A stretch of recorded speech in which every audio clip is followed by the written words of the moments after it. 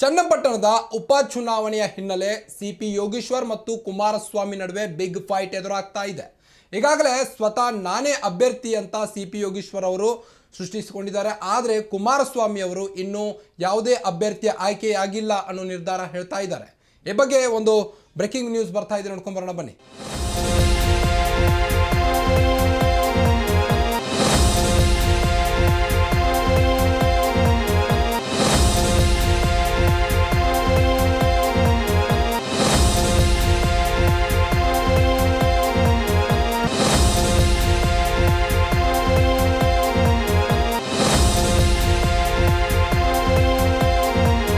ಚನ್ನಪಟ್ಟಣ ಉಪಚುನಾವಣೆಯಲ್ಲಿ BJP versus JDS fight.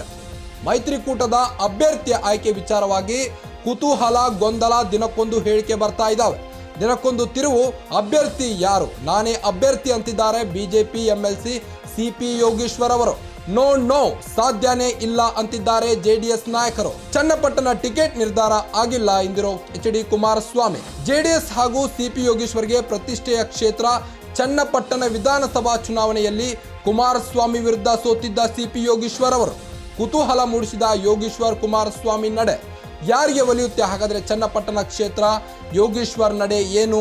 ಜೆಡಿಎಸ್ಗೆ ಕ್ಷೇತ್ರ ಬಿಟ್ಟು ಕೊಟ್ರೆ ಯೋಗೇಶ್ವರ್ ಬಿಜೆಪಿಯಲ್ಲೇ ಇರ್ತಾರ? ಬಂಡಾಯ ಅಭ್ಯರ್ಥಿಯಾಗಿ ಕಣಕ್ಕೆ ಇಳಿತಾರ? ಚನ್ನಪಟ್ಟಣ ಉಪಚುನಾವಣೆಯಲ್ಲಿ ಬಿಜೆಪಿ ವರ್ಸಸ್ ಜೆಡಿಎಸ್ ಫೈಟ್. ಮೈತ್ರಿಕೂಟದ ಅಭ್ಯರ್ಥಿಯ ಆಯ್ಕೆ ವಿಚಾರವಾಗಿ ಕುತೂಹಲ, ಗೊಂದಲ, ದಿನಕ್ಕೊಂದು ಹೇಳಿಕೆ ಬರ್ತಾ ಇದ್ದಾವೆ. ದಿನಕ್ಕೊಂದು ತಿರುವು.